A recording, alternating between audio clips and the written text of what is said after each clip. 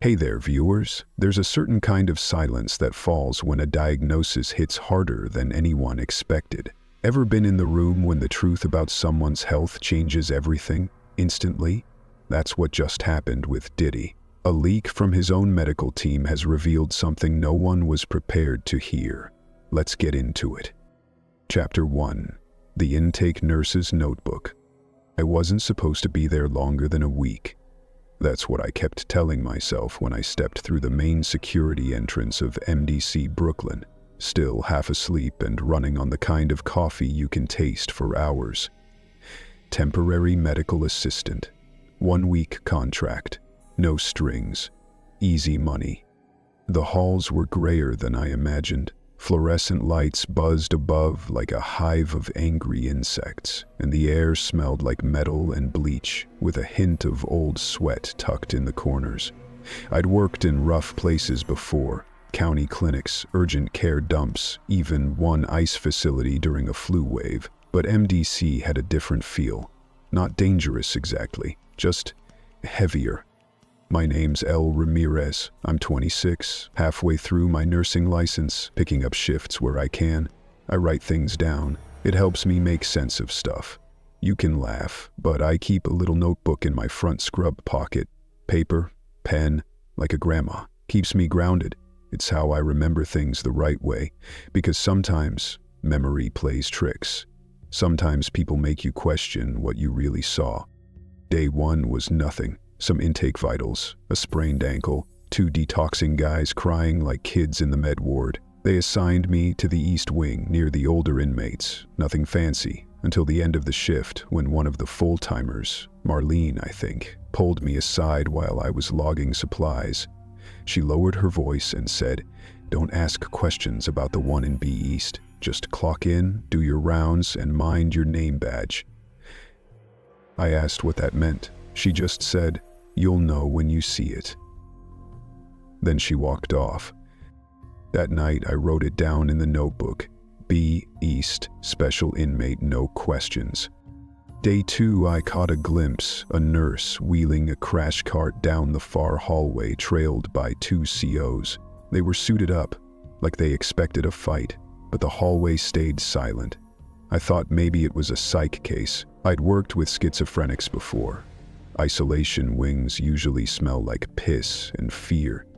This one smelled like cold air and ammonia. That same day, I found a discarded med tray with a name half scratched out, Comms S. Something about it rang familiar, but I didn't dwell on it. It was day 3 when things changed. I got called for a non-emergency blood draw. Nothing big, just a request from upstairs. Routine labs for an inmate flagged priority. But when I showed up with the kit, I was met by 2 guards, big guys, stone-faced, and a medical officer I hadn't seen before. No name badge, just a silver clip and a clipboard with red tabs. "You Ramirez?" he asked. I nodded. He didn't smile. "No talking to the inmate unless you're asking procedural questions. You don't respond to anything he says. You get 1 stick. No second tries. You sign off after. Understood?" I wanted to ask why. I wanted to ask who. But I just nodded again. We walked in. The room was cold. Not normal cold. Refrigerator cold. It hit my lungs like ice. There was 1 bed, 1 chair, and him. Sean Diddy Combs. I finally put the name together when I saw his face. Or what was left of it.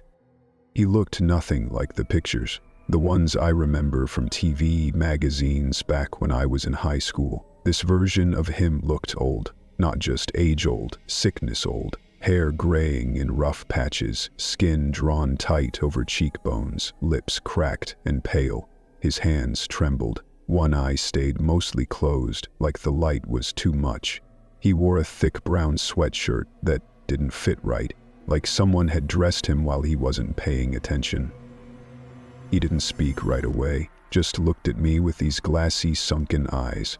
I could smell something sour coming off him, like sweat mixed with plastic and copper, the kind of smell that clings to you after a long hospital shift.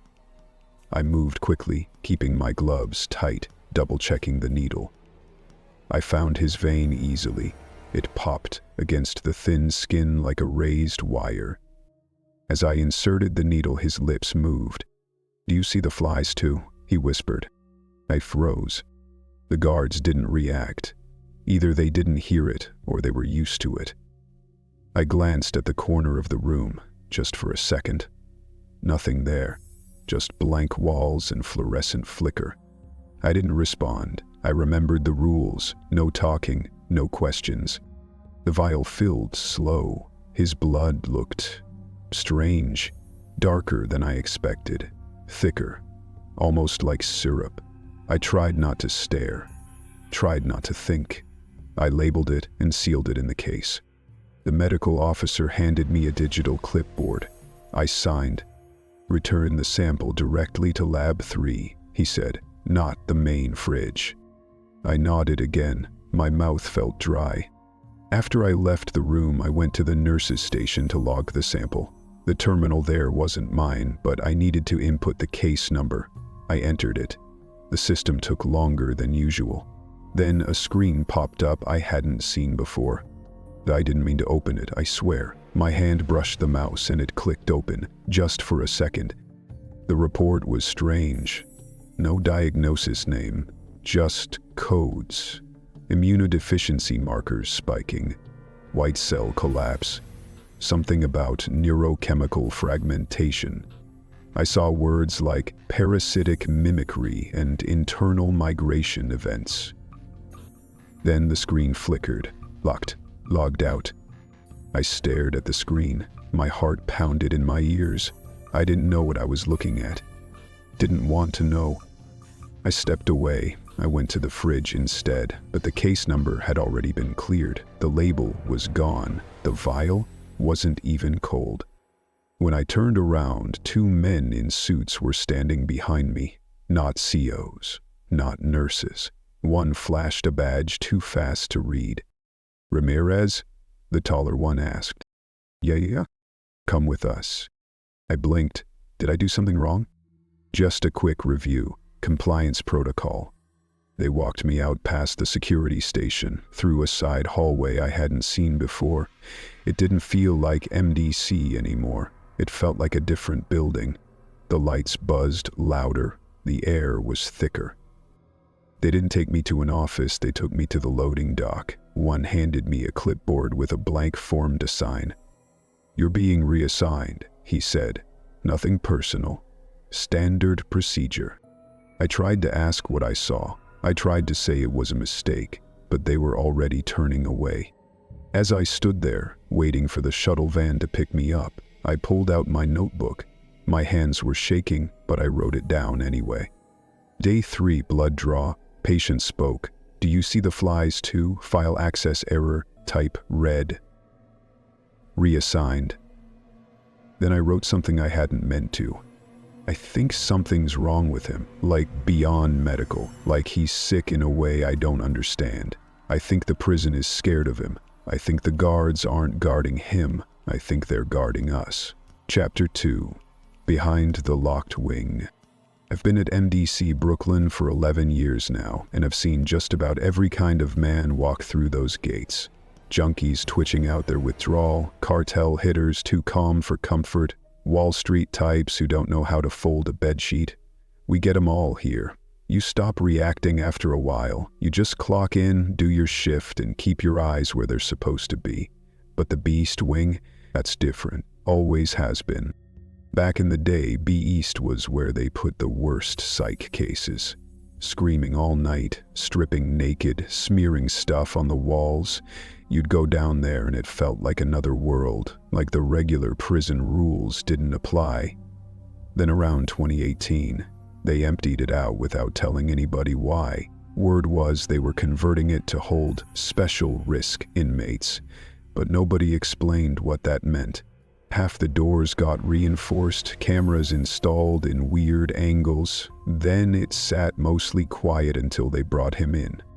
I remember the day Diddy arrived because nobody said his name out loud. Just a lot of sideways glances and clipped whispers. Usually when we get a celeb in here, rappers, athletes, actors, they make a big show of it. But not this time. He didn't come in with flash or noise. He came in the back way through a service entrance. No cuffs, no press, just a silent handoff between feds and a private medical team. I watched from a distance.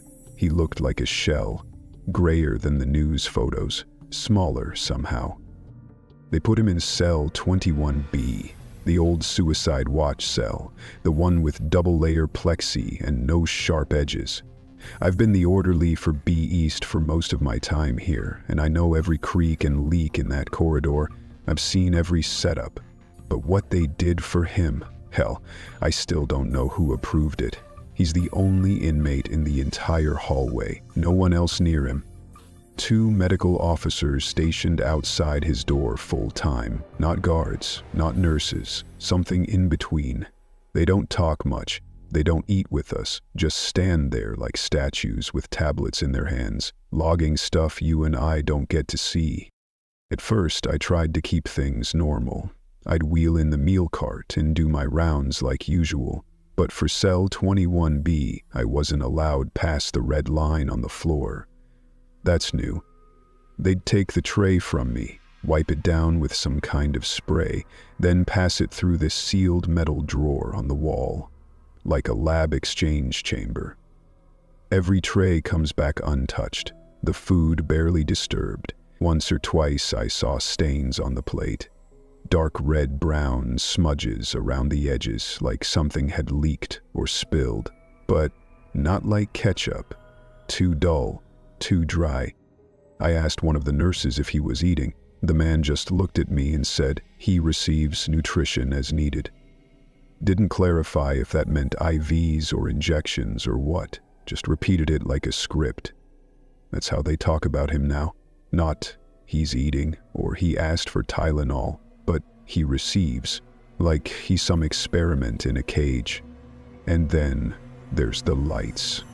The bulbs in Beast flicker more than any other unit. They've replaced them half a dozen times this month alone, but they keep going bad. Buzzing, humming, flashing for no reason. Gives you a headache. I joked about it with one of the night guards. Said maybe Diddy's got static in his bones, and the guy didn't even crack a smile. He just said, "It's not the wiring." When I asked what that meant, he looked around and walked off. I started noticing other things too. Every day, just after lights out, one of the med officers logs into a terminal near 21B and runs a system diagnostic. I happened to glance over once and saw the words perimeter sensor calibration. Now I know what perimeter sensors are. They're usually set up on the outer walls to catch someone trying to break out. But this report was showing movement inside the room, mapping it out with heat signatures and pulse readings. The sensors weren't for escape. They were watching for something else, something moving in ways they didn't understand. I got curious. I know I shouldn't have, but after 11 years you develop instincts. You learn when something ain't right. So one night, I stayed a little late. Sat down at the old security desk near the stairwell that still has access to archived feeds. Most of the cams in Beast were rerouted months ago, but some of the backups were still online if you knew the override codes. I waited until the night nurse went on break, then pulled up 21B's archived footage from 3 nights ago. I shouldn't have done it. I know that now.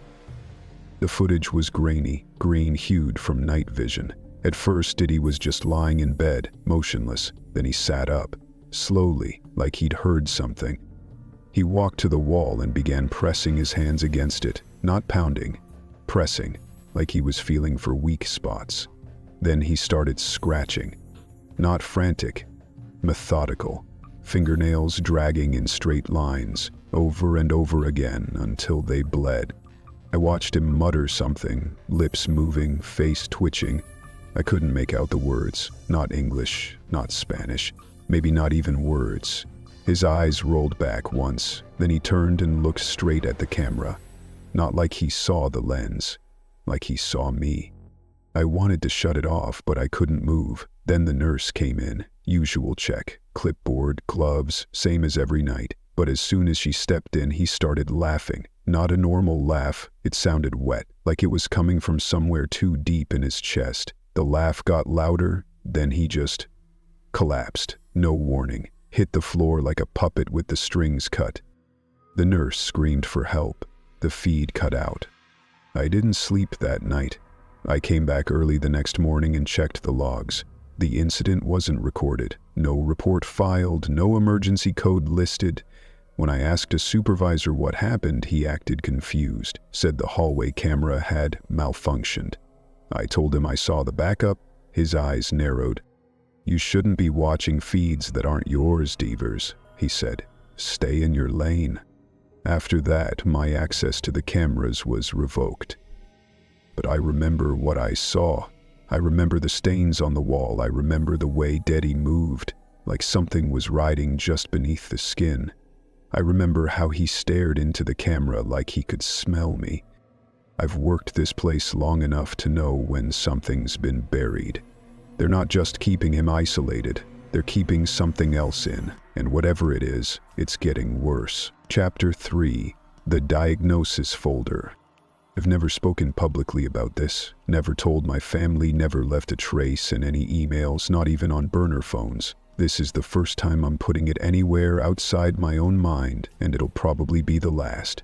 I'm not a whistleblower. I didn't set out to uncover a conspiracy. I'm a records clerk, just another nobody in the basement of a city hospital, tasked with uploading charts, scanning faxes, and making sure insurance codes match the tests ordered. That's it. I didn't ask for any of this. But once you've seen something like that folder, you can't unsee it. You can't go back to pretending that the world works the way it's supposed to, that laws and procedures mean anything, that some patients are just patients and some diagnoses are just about symptoms and treatments. I found out otherwise by accident. And once I did, they made it very clear that I wasn't supposed to keep the knowledge. It started 3 weeks ago. Tuesday morning. Quiet shift. I was on upload duty, cleaning up scan logs from off-site clinics and specialty units. That means I get the paperwork that comes in late. Labs, imaging, reports that didn't make it into the digital system on time. There's usually a backlog. Most of it's junk. Duplicates, unsigned release forms, notes written by doctors in handwriting that looks like spider legs. You learn to move fast and not ask questions. But that day, I saw something strange in the triage code on a scanned hospital file. The patient ID was blank. The referral origin was listed as class private transfer / MDC external. No doctor name, just a string of initials. RTRC and a flag code I'd never seen before. Red 147. B. It wasn't in our main database. I had to run it through the older secure access system. When I did, the folder opened into a compressed document archive. 8 files. Most were scanned PDFs with large redactions, black bars, entire sections blurred out. But even through the gaps, I knew this wasn't normal. The first document was a pathology report. It referenced multiple test results over a 7-day period. The language wasn't what I was used to. It described something called advanced viral degradation in immunomarkers, with side notes indicating T-cell destabilization and retroviral mimicry inconsistent with known AIDS or HIV markers. I've worked in a hospital for 10 years. I've seen hundreds of HIV cases, late stage, full-blown, you name it. But this... It was like someone describing a virus trying to act like another virus and failing in new, unpredictable ways. The next few pages were more confusing. One was a neurological assessment detailing recurring hallucinations in the patient, specifically auditory distortions, dissociative speech patterns, and what they called peripheral entity projection. That last term I had to look up later. Turns out it's a fringe term used by psychs when a patient consistently perceives a presence that isn't there. Not paranoia, not schizophrenia, something else. One note from a nurse practitioner said, patient reports frequent sightings of insects, particularly flies, despite clear visual field and negative optical exams. Another entry dated 3 days later read, delusions escalating. Subject reported speaking to the ones inside the walls last night. Denies drug use, talks screen clean. Administered Haldol IM, no effect. Then came the imaging. 3 MRIs, all from different angles. At first glance they looked normal, but over the top of the images, a radiologist had marked out areas circled in red ink, tiny, unnatural gaps along the spine and lower brainstem. The report listed unidentified shadowing consistent with parasitic migration or intracranial anomalies. I swear to God, one of the scan overlays had a note next to it that said, "Movement pattern observed between scans," recommending additional containment precautions. I sat there staring at the screen, my hand frozen over the mouse. I knew this wasn't some regular inmate.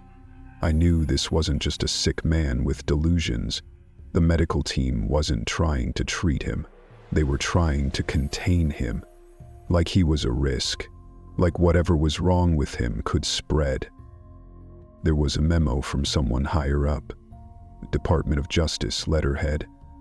It wasn't addressed to any specific doctor, just authorized medical lead, secure case 870X. The memo warned that due to the high-profile nature of the patient and the unclear origin of the infection, additional discretion is advised. Any information leaked to media outlets could result in substantial legal and political fallout. The patient's public profile necessitates complete lockdown on records and lab data. Failure to comply will result in prosecution under Federal Statute 112A. And that's when it clicked. They never used his name, not once, but tucked into a digital photo of one of the intake forms, accidentally uploaded I assume, was a corner of an ID badge visible in the top left. You couldn't see the full name, but the signature at the bottom, it read Combs, S, clear as day. I was holding the diagnosis file for Sean Diddy Combs. I remember shaking. My whole body started buzzing. I hadn't moved from my chair in over an hour. I printed nothing. I downloaded nothing. I just stared, my heart pounding, ears ringing. There was a windowless feeling in my chest, like the walls were closing in. I knew I had to do something. I knew they'd trace access logs eventually. I've worked this job long enough to understand how deep the footprints go, so I took screenshots. Not full pages, just fragments. Just enough to reconstruct the timeline, the symptoms, the warnings. I saved them onto a secure flash drive I kept in my locker, the one I used to store backup wedding photos and my resume. I didn't tell anyone at first. I just watched the news, waited to see if anything would leak. Nothing did.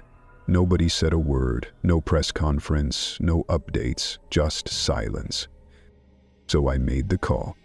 I reached out to a journalist I knew indirectly. We'd gone to the same college. She'd covered government overreach and private prison contracts. Her name doesn't matter. What matters is she believed me enough to meet in person. I didn't give her the files yet, just told her what I saw. She said she'd try to confirm it. She asked for names. I told her I didn't know any, but maybe someone else did. She started digging.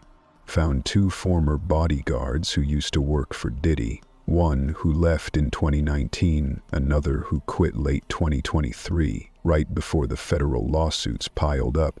She said one of them agreed to talk, said he'd seen things, heard rumors about medtechs brought in for secret treatments, said there were times Diddy would lock himself in a basement sauna for hours, emerging red-eyed and shaking. He hinted at some kind of viral scare back in 2021, whispers of hospital visits, hush money, NDAs.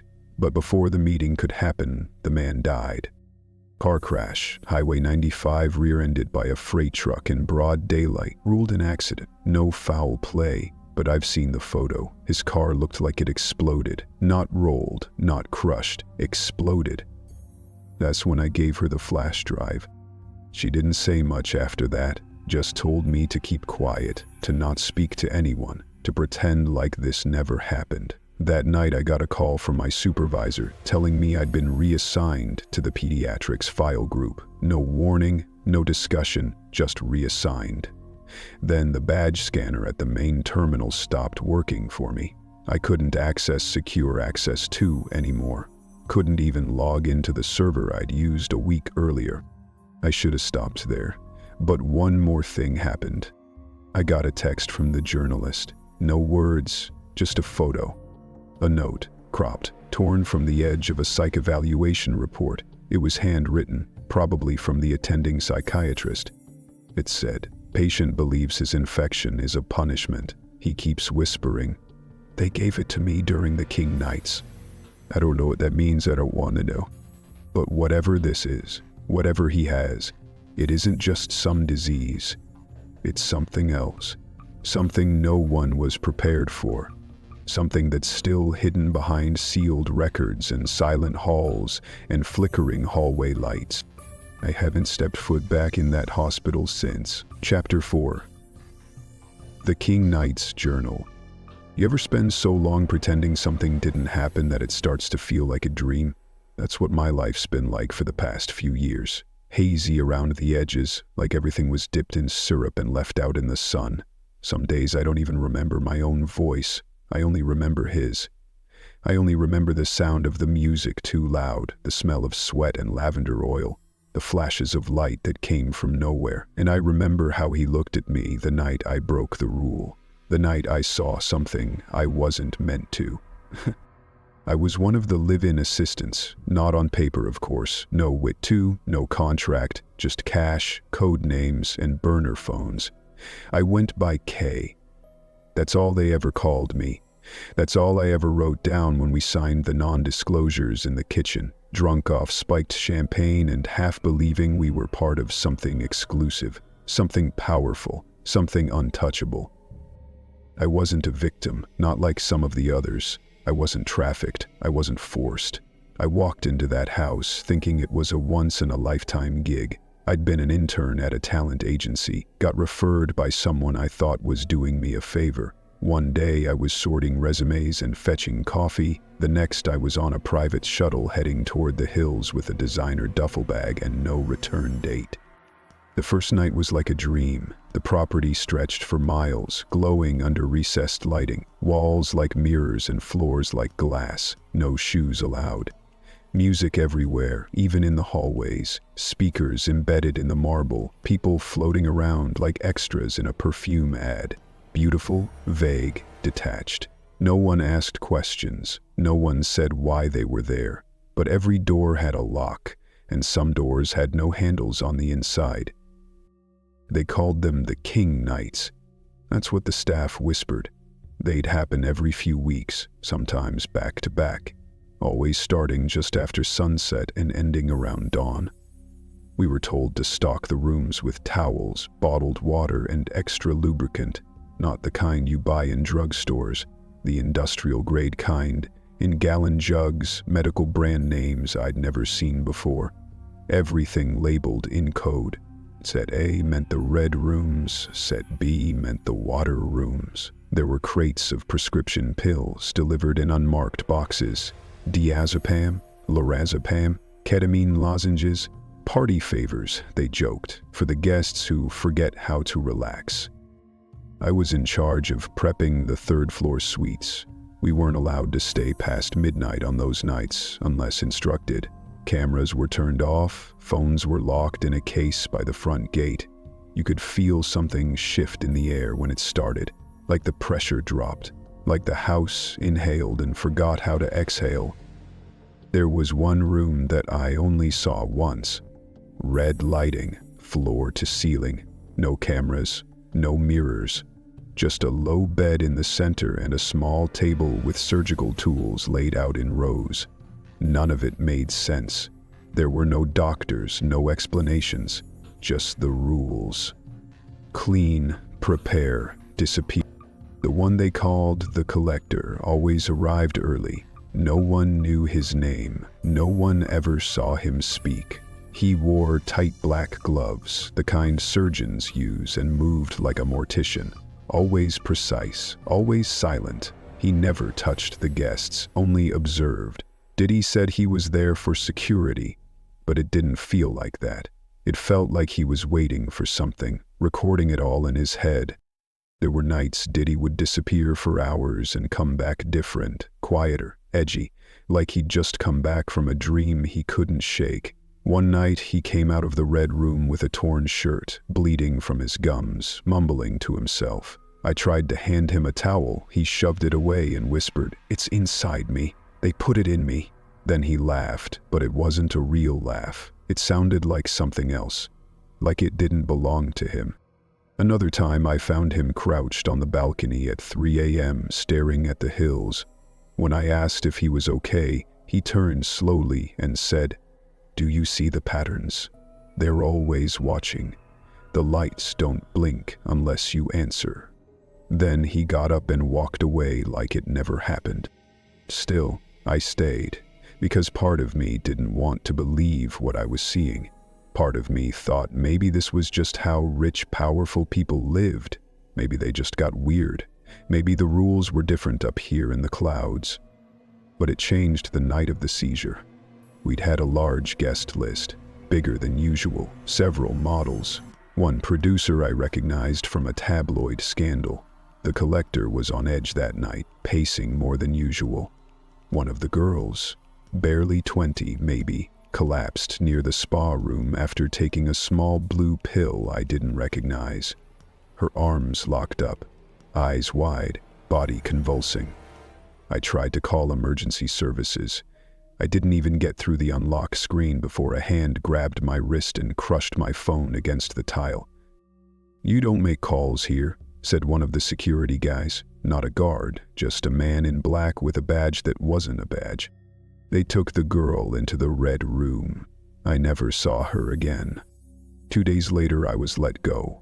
No explanation, no payment, just a black envelope with a printed NDA and a severance check that came from a shell company I'd never heard of.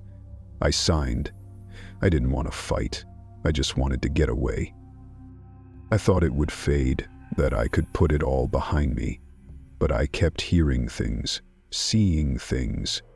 People talking about the parties, the lawsuits, the whispers of trafficking and baby oil nights and power games that went too far.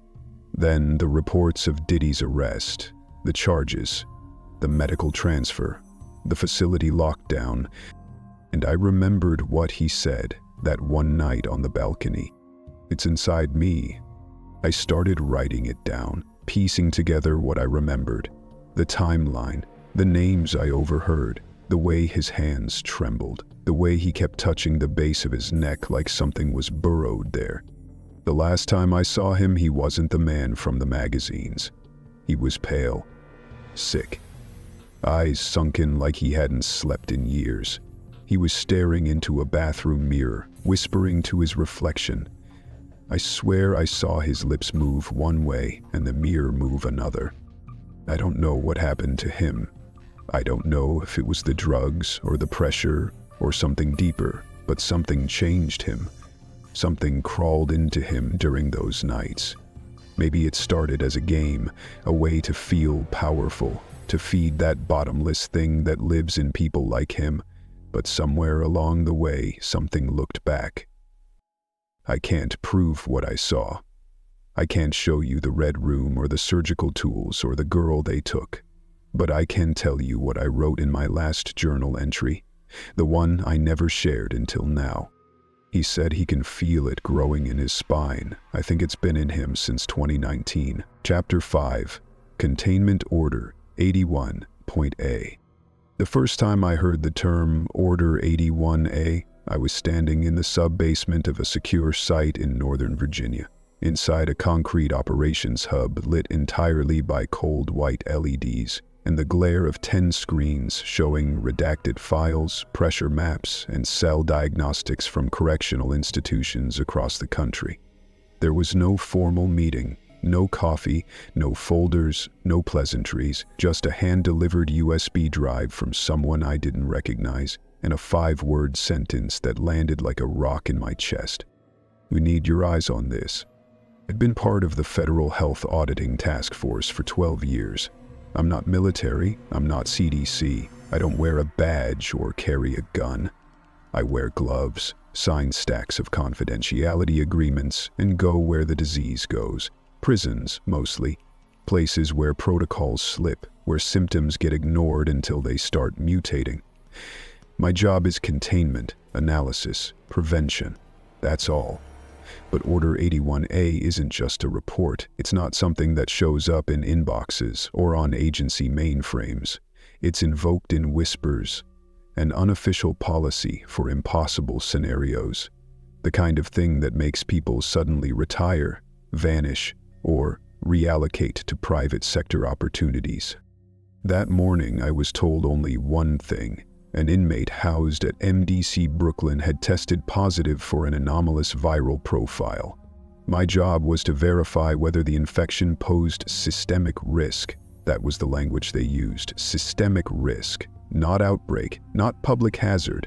Risk to the system, to the machine that grinds under the surface of the country, uninterrupted.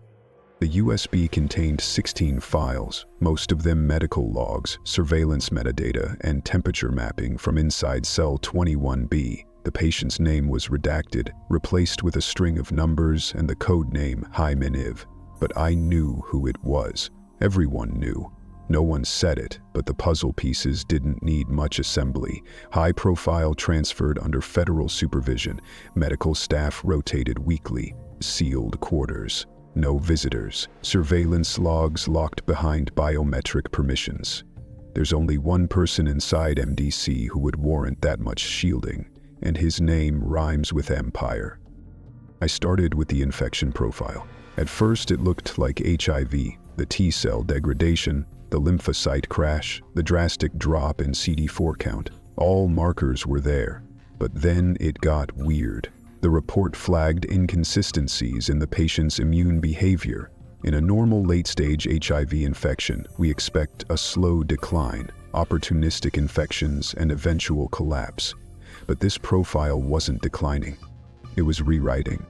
Instead of attacking the immune system, the virus seemed to be reprogramming it. There were notes from 3 separate virologists, each referencing a process they labeled as neuroadaptive metabolic consumption. One doctor wrote, "This is not a virus that kills the host. It appears to be training it, reorganizing functions to prioritize new metabolic behaviors. Behavioral shifts correlate with neurological stimulation patterns not seen in any natural retrovirus." Let me explain that in English. It was feeding. Not on the patient exactly, but through him, like it was using him as a base station for something else. His brain scans showed synaptic misfires in patterns consistent with epilepsy and schizophrenia, but occurring without the associated pathology. His heart rate remained low, sometimes dipping below 40 BPM without any cardiac damage. His endocrine readings shifted hourly, suggesting some kind of hormonal manipulation occurring in real time. That was the second red flag. The third came from the psychological assessments. These weren't just doctor notes. They were handwritten logs, some with timestamps down to the minute, like someone was afraid of missing something. Patient speaks in rhythmic cadence, repeats phrases with identical intonation, suspect linguistic mimicry or external influence. Refuses to acknowledge mirror images, reports seeing another version of himself that blinks out of sync. Fears include insects, static electricity, and geometric patterns, specifically those arranged in threes. But the note that kept me up that night was scribbled in pencil on the back of a chart, barely legible. He claims they nested behind his eyes, that he can't unsee what he saw, that he's just the carrier now. I had seen enough. My recommendation was swift and without hesitation. Full lockdown of the Beast Wing, immediate removal of non-essential personnel, biometric heat sensors installed in all perimeter entry points, daily scans for aerosol dispersion. I even suggested evacuating adjacent wings to prevent possible vector spread. I didn't sleep that night, didn't go home, just waited for the response. 3 days later, the response came. Order 81A invoked. It was the first time in my career I'd seen that designation confirmed in writing, a single-page memo, unsigned, unsealed, untraceable, but real. I was given temporary Tier 4 clearance to oversee the next phase of evaluation. That phase never came, because 1 week later, the order was quietly rescinded. No explanation, no follow-up, just a red stamp across the file that read decommissioned per internal review. When I tried to access the patient logs again, the system told me the file had been relocated. When I contacted my liaison at MDC, the line went dead. When I reached out to my supervisor, I got a formal notice of reassignment and a new case folder waiting on my desk, labeled Norovirus Cluster. Ohio Woman's Facility.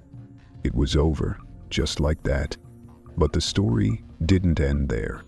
Because before the system pulled access, I managed to download one last document from the Order 81A file. It wasn't in the main folder. It was buried in a zip archive marked Secondary Profiles. It contained 2 other case studies, brief, incomplete, and marked as terminated. The first was an inmate housed in a federal facility in Arizona. Died during routine transport. Autopsy results indicated rapid organ shutdown without signs of trauma. Blood tests showed similar retroviral anomalies, again mimicking HIV but failing classification. Notes suggested the inmate had been in contact with private contractors, names redacted. Cause of death officially listed as acute hemorrhagic response. The second profile chilled me to the bone. Inmate ID matched one of the cells connected to the now infamous Epstein block in New York. The file was short, just 3 lines. Subject began exhibiting similar metabolic anomalies on July 7, 2019. Security feed observed visual distortions inside cell environment. Subject deceased 48 hours later. Room sealed, logs sealed, personnel reassigned. No names, no autopsy, no closure. I sat there, staring at those lines for what felt like hours. Something was happening, not just in Brooklyn, not just with Diddy. Something much bigger, woven through the cracks of the system, hiding behind diagnoses and disciplinary transfers and unexplained deaths. I began to wonder if the infection was even biological, or if it had crossed over into something else entirely. And what terrified me most wasn't the virus, it was the silence, the institutional quiet that settles in after a file is deleted, after a body is burned, after a report is reclassified into non-existence. That's how the system survives. Not by solving things, by erasing them. I haven't been reassigned to anything like that since, just standard outbreaks, food poisoning clusters, some prison mold scares, nothing that required gloves that thick or language that cold. But I still have the folder, printed it in pieces, sealed it in plastic, taped it to the inside of a water heater in a storage facility 2 counties away, because one day someone's going to ask what happened in cell 21B, and they'll need to know. The last line in the file I saved was typed in red, slightly offset from the rest. I don't know who added it. It wasn't dated. It wasn't signed. It read, "Whatever it is, it's learning, and it's not alone." Chapter 6. The riot that wasn't about race. It's easy to let people believe what they want. That's the first thing I learned on the inside. Truth doesn't move as fast as rumor, and rumor sure as hell doesn't outrun what the guards put in their reports. They called it a race riot, said it was tension between the Latin kings and the Bloods, like we were ticking time bombs looking for an excuse to go off. Let the public chew on that. Let the headlines soak in it. Makes everyone feel better. Simple, manageable, contained. But that wasn't what it was. I was there, I know what we were running from. And it had nothing to do with gangs. I ain't saying my hands are clean. I've done things, been part of crews that handled dirt, caught a bid for trying to collect on a debt that wasn't even mine, spent 4 years inside MDC before they even started talking parole. So yeah, I've seen violence, seen men stabbed with makeshift blades over stolen snacks, seen cells lit on fire because someone disrespected someone's cousin. But I've never seen grown men, killers, real ones, back away from a hallway like it had teeth. It started quiet. That's how all the bad things start in prison, with silence. One day Diddy's in general pop, moving like a ghost. The next he's not. Rumors were fast, medical transfer, mental breakdown, solitary for protection. But none of it felt right. Usually when someone big gets moved, there's noise. Paperwork delays, COs bragging about escorting them, nurses talking about evaluations. But with Diddy, it was like he disappeared between 2 seconds. 1 minute he was sitting across the cafeteria from me picking at boiled carrots, next minute gone, like he was never there. I was in Unit D West at the time, 3 floors above B East. Nobody really gets moved to B East anymore. Used to be psych overflow, but it's been mostly dead since they shut it down during COVID. So when we started hearing late-night movements, boots on tile, metal clanging, stretchers rolling, we took notice. Then came the people in suits. I don't mean guards or medical staff. I mean suits. Clean boots, no names on their badges, thick gloves that made their fingers look mechanical. They moved in 2s and 3s, always around 2 a.m. Sometimes I'd catch a glimpse from the day room cameras, a flash of white suits like hazmat gear, full face shields, respirators. Not the kind you see for riot control, more like they were afraid of catching something. At first we thought maybe it was an outbreak. TB maybe, COVID mutation, hell even monkeypox, but no one else was getting sick. Not in our block, not in Gen Pop. Only the ones near B East started to show signs. And I don't mean normal sick. One guy from C-Bay, cell next to the transfer chute, started coughing up this dark stuff. Not blood exactly, thicker, like syrup. Another dude, strong guy from the kitchen crew, began pacing all night, whispering to himself in a language nobody recognized. He scratched his arms raw, said something was crawling under his skin, said it started after he walked past 21B and locked eyes with that man. Nobody said his name directly, but we all knew who he meant. Then the disappearances started. Not dramatic, just empty bunks at roll call, guards saying he's on medical or he got transferred. But their stuff would be left behind, toothbrushes, books. One dude's Bible was still open to Psalms. People don't leave like that. By the end of the second week, half of C-Bay was gone or moved. The ones who stayed, they stopped talking, just sat with their backs to the wall, eyes twitching like they were watching something we couldn't see. One of them, an older lifer, started muttering, burn the bones," during rec. They pulled him out in a full-body harness. That's when the crews started planning the riot. Not because of tension, not because someone stepped out of line, because we needed a diversion. Word had spread that a group of inmates, guys who'd been inside long enough to know when something was off, wanted to get someone out. Not Diddy. He was too far gone, sealed in. But one of the nurses, who'd been working his wing, was supposed to testify about what she'd seen. We don't know what exactly, just that she told someone higher up, and the next day, she was put in a different unit, under lockdown. The feds weren't gonna let her talk. So the plan was simple. Cause chaos on the upper levels, get the guards scrambling, give the runner time to sneak her out through the laundry chute, get her to the chapel, where a civilian worker could escort her out with the clergy group. It almost worked. The riot popped off during chow, fists first, then trays, then shivs. Not real weapons, nothing fatal. Just enough to trigger the alarm and get the response team involved. Flashbangs went off like thunder, gas canisters rolled across the floor. People screamed. And that's what we wanted. Noise, panic, confusion. While everyone was distracted, the runner, a skinny dude named Rakim, who used to mop floors on B East, slipped through a side door and made his way down the service elevator. He had clearance, forged papers, everything. We timed it down to the second. He never came back up. They found him 2 hours later behind the kitchen waste bins. At least, they said it was him. What they found didn't look like Rakim. His body was curled in on itself, like something had twisted him backward, skin bloated, veins black, mouth frozen open like he'd been screaming, eyes gone, just sockets, like they'd been pulled out clean.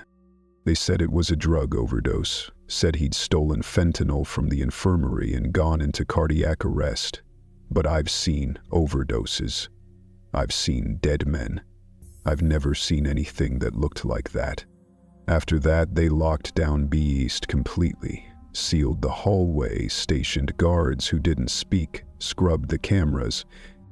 The nurse, she vanished too. Rumor was she never even made it to the chapel. A few weeks later, the warden gave a statement, called it a racial incident, blamed old beefs, said MDC had zero tolerance for gang violence and would be increasing surveillance. The press ate it up. Another statistic, another headline. But I know better. I know what I saw. I know the faces of men who'd killed with their bare hands, now shaking because they heard someone whispering in their sleep. I know what it looks like when fear eats its way into the bones. This wasn't about race. This wasn't about respect. This was about survival. And him? I don't know what they did to him, or what he did to himself, but I think he brought something in with him, or maybe something followed him here, something ancient and quiet and hungry. Because the last time I saw Diddy, not in person but on a monitor in the security room, he wasn't looking at the camera, he was looking through it, like the lens was just a window, like he could see whoever was watching on the other side. And in that moment, I swear to God, it felt like he was watching me. Whatever he has, it's watching through him now. Chapter 7, The Final Medical Report. I didn't expect the file to arrive. By then, I'd stopped hoping for anything real. My sources had dried up. Every lead I chased either ghosted me or turned up dead. M. redacted. Even my own contacts, editors I'd worked with for years, started responding with sudden caution, deleting shared drives, changing phones. After what happened to the former bodyguard, after the burned-out car and the sudden reassignments at the hospital, people got scared. I didn't blame them. I told myself I was done, that this story had gone too deep, crossed too many invisible lines. There were whispers now about people who looked too long into this, names that came up in unrelated deaths, in closed-door firings, in cryptic warnings from agency friends. I was weeks away from walking away for good. And then the file came. No sender, no subject, just a time-stamped email sent to a private encrypted inbox I hadn't checked in days. All it said was "use caution" and "glove." Attached was a single compressed folder named final_him IV dad. I knew that code name. I'd seen it before, buried inside the fragments of the diagnosis leaked to me months earlier. Back then, I only had scraps, partial scans, cryptic memos, a few shaky screenshots from what I suspected was an internal terminal. But this was different. This was the full record. Everything. I didn't open it on my laptop. I printed it, page by page, from an air-gapped machine in a rented storage unit I'd converted into a dark office. The sound of the old printer wheezing out secrets into the stale air made my skin crawl. By the time the last page dropped into my hand, I was shaking. There were 114 pages. Medical notes, surveillance logs, neurological assessments, psychiatric interviews, internal correspondence between unnamed federal agencies and contracted labs, diagrams, heat maps, blood scan overlays. At the bottom, stapled separately, was a single CDR with a handwritten label, Footage 21B, -final. I started reading. The first half of the report detailed the patient's physical condition: sharp weight loss, erratic immune responses, degeneration of organ tissue inconsistent with any known pathogen. But what made my stomach turn were the annotations. Every note came paired with a variant behavior observation, where the doctors logged what they believed were non-biological effects of the infection. One section described progressive delusional infestations, where the patient claimed insects lived beneath his skin and could be seen if he stood in just the right light. Another described sleep episodes where the patient would stop breathing for over 90 seconds but show no signs of oxygen deprivation afterward. When asked what he remembered during these episodes, he said, "I went below. They were showing me how it spreads." By page 40, the report stopped pretending this was anything close to conventional. The notes switched tone, from clinical detachment to barely veiled dread. One researcher wrote, "We are no longer confident that the subject is a passive host. Neuroplastic shifts suggest either conscious adaptation or integration of a foreign neural framework. This is not a virus in the traditional sense. It learns." They called it a novel retroviral pathogen. Technically accurate, but hollow. The deeper I read, the more I felt like the virus was the least important part. It wasn't just in his blood or his cells. It was in his thinking, his language. The transcripts of the psychiatric sessions confirmed it. Diddy, though the report never named him outright, always using initials or the patient, spoke in riddles during the interviews.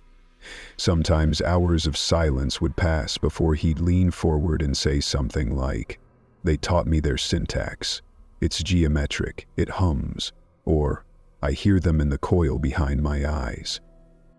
He told one therapist that he wasn't infected, he was elected. He said he'd been chosen by the ones below. When asked what that meant, he said, "Not hell, not demons, just deeper. They live in the folds between thought and instinct. You meet them when your ego breaks, when you give yourself fully." Its shows sounded like madness, but the way it was written, how meticulously it had been transcribed, logged, studied, it felt like the doctors weren't just documenting delusion, they were learning from it. Then came the surveillance logs. Cell 21B had been outfitted with thermal monitors, behavioral motion capture, biometric resonance mapping tools I'd only heard about in classified NIH experiments. The footage showed heat spikes during REM sleep, distortions in his shadow placement, even brief moments where his pulse synced with the overhead lighting, flickering in unison like a heartbeat spread across the room. One log entry made me freeze. At 3:14, patient approached mirror and remained still for 47 minutes. Movement detected only in reflection. Then came the lab alert. A sample of the pathogen-coded HVN4 had been sent to a secure NIH facility for analysis. The report included the tracking number, a chain of custody, and a final line. 3 days after intake, NIH Lab 6 entered Level 4 emergency lockdown. No explanation provided, no further samples requested. That was all. It was just left there, hanging, like even the authors of the report didn't want to press further. I stared at the last page for a long time. It was a psychiatric addendum labeled Final Entry. Subject has stopped referring to himself as singular, uses plural pronouns in private speech, claims no longer to be alone inside his body, expresses no fear, repeats phrase, "You think I'm dying, but this isn't death. This is evolution." That line hit me like a freight train, because it wasn't just written, it was recorded. I popped the CD into an old player, hands clammy. The file auto-launched. Grainy security footage filled the screen. Cell 21B, just as I imagined it. White walls, fluorescent hum, a single bed. And him. He looked not like a man. Not anymore. His face was gaunt but alert, hair fully gray now, eyes gleaming with something between fever and calm. He was sitting cross-legged on the bed, staring directly into the camera. I knew instantly it wasn't coincidence. This footage was meant to be seen. He leaned forward, just enough for his face to fill the frame. His lips didn't move at first, but the voice came anyway. Low, steady, somehow layered, like two voices overlapping. "You've read it all now," he said. "You know what I carry, what they tried to name, but names are just anchors for the ignorant. This isn't about me. Not anymore. I was just the signal." He smiled. Not kindly, not cruelly. Just, "No, I didn't bring it in. It was always here. I just opened the door." Then the camera glitched, just a flicker. When it came back, he was standing, arms raised like he was about to embrace someone who wasn't there. "They think it's a pathogen," he said, "a virus, something they can isolate, but it's older than their microscopes, older than words. It teaches, it waits, and now it listens." He leaned closer again, eyes unblinking. "You think I'm dying, but this isn't death." Long pause. "This is evolution." Then the feed cut. The screen went black. I sat there in the cold room for what felt like hours. I didn't cry. I didn't scream. I didn't move. Just stared at the screen, trying to decide what the hell to do next. I could publish. I had everything, the files, the footage, the proof. But would anyone believe it? Or worse, would someone believe it too much? There are stories that end careers, stories that start wars. But this didn't feel like a story at all. It felt like a warning. I don't know what I'm going to do. Not yet. But I do know this. I'm not the only one watching him anymore. Chapter 8. Confession of the Other Nurse. If you're reading this, then I'm either gone or worse, still somewhere in that place, only not myself anymore. I pray to whatever is left that you found this where I left it, sealed in the lining of my locker behind the medical ward storage panel. I needed to say it. I needed to confess. I'm not writing this to clear my name. I'm writing because it's the last thing I have left that still belongs to me. My words, my sanity is fractured, but this is mine. It has to be. My name was Valerie, though no one called me that inside. Just Nurse V or the Float. I started the week he was moved into Beast, the week the lights in the hallway began flickering for no electrical reason, the week we were briefed in a sealed room where no phones were allowed and everyone signed papers they weren't allowed to keep copies of. I'd worked trauma wards, psych wards, even infectious disease units in isolation tents. But nothing I've seen, not the blood-soaked DRs or the shrieking detox wings, prepared me for what I witnessed in cell 21B. They told us he was high-profile, unstable, at risk of self-harm. They said to follow protocol, nothing more. We weren't allowed to ask him questions. We weren't allowed to answer any of his. We were to record his vitals, report irregularities, and administer assigned treatments without interpretation. No eye contact longer than 5 seconds. Gloves doubled. Never be alone with him. Never enter without a secondary present. But rules mean nothing when you see a man's skin ripple like there are strings under it. That happened the first night. I was doing a standard vitals sweep before lights out. He was lying in bed, eyes closed, motionless. I remember thinking how small he looked. Not the Diddy from the magazines or the courtroom photos, just a frame stretched too thin. Bones sharp beneath the skin, hair gray and wild. I was halfway through checking his temperature when I saw his abdomen flexing in a way that didn't follow breath pattern. It pulsed sideways, like a tide moving beneath a blanket. I froze, fingers still pressed to the thermometer. His eyelids twitched, lips parted slightly. Then the sound came. Not snoring, not speaking, whispering. Words I couldn't understand. Not English, not any language I recognized. Just syllables slurred like wet fabric dragged across broken teeth. They were rhythmic, almost musical. I stepped back. The room smelled different. Not feces or rot, something else, like copper and plastic and burnt almonds. I told myself it was exhaustion, stress. I finished the check, logged his vitals, which were normal, despite the black fluid I noticed crusting in his ear canal, and left without speaking to anyone. That night, I couldn't sleep. I dreamed of insects under skin, of a shadow that walked like a man but whispered like a machine. The next day, he didn't speak, not to me, not to the others, but he followed with his eyes, slow, like dragging a needle across glass. He tracked movement with such unnatural precision that it made the hairs rise on my arms. He didn't blink unless you did. And if you stood too long in one place, he smiled. Just slightly, just enough to let you know he was still watching. By day 3, I was documenting everything in secret, not in the system, in a notebook I kept hidden behind the air filter in the med storage closet. I wrote down the times I caught him talking to himself, the moments when the cameras would fuzz for exactly 12 seconds, always 12, and the brief lapses where his body temperature would drop below survivable levels for minutes at a time, only to return with no signs of shock or trauma.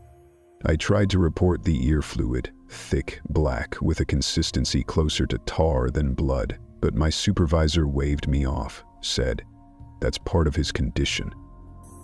I told him that wasn't a condition I'd ever seen. He looked at me for a long time before responding. "This is what power looks like when it rots." He said it flat, not like a warning, like a truth no one else had the stomach to admit. Later that evening, I reviewed the logbook and noticed something odd.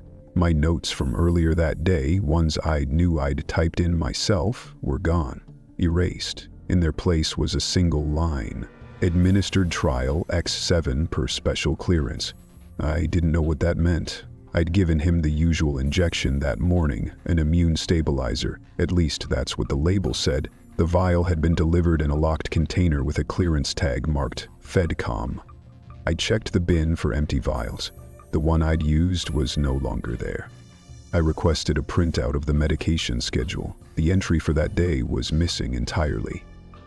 I was about to confront the med officer when I noticed something on my gloves from that morning, a residue. Not from blood, but something iridescent, like oil in water. It shimmered when I turned my hands under the fluorescent light. I hadn't noticed it before. I wiped it off, scrubbed my hands raw, and then I went back to 21B. I wasn't scheduled to check him again until the next shift, but something pulled me back. A whisper behind the ears. A tightness in my chest. When I opened the observation slot in the door, I found him standing upright, perfectly still, facing the far wall. His arms were outstretched, palms against the concrete. His back twitched in small spasms, like muscle contractions. But I realized something as I watched. His hands weren't on the wall. They were inside it, just the fingertips, but clearly embedded. The wall around them pulsed. I blinked. When I opened my eyes, he was on the bed, lying still, breathing slow. The security camera feed skipped 6 seconds. That night, I packed my things. I typed out my resignation, citing stress and personal health. I didn't wait for approval. I left the ward through the rear exit and never came back. But before I left, I returned to the med storage closet. I opened the filter, pulled out my notebook, and slipped in this confession. Because I need you to understand, I was the one who gave him the injection. I didn't know what it was. I didn't know it was permanent. I didn't know it would wake something. He was sick before, twisted, corrupted by power, yes, but that thing inside him now? That's not Diddy. That's not a man. That's something older, wearing his skin like a suit. You can't treat it. You can't contain it. You can't understand it.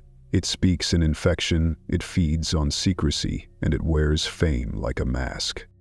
Please, if this reaches the outside, if someone still has a voice and the will to act, do not let them bury him. Do not let the body be embalmed or cremated or studied. It won't die that way. You need to burn it, all of it, with fire, with salt, with prayers in every tongue you know. You need to erase him from the systems, from memory, from language. And most important of all, don't let him speak again. Because if he does, it won't be him speaking. It'll be them.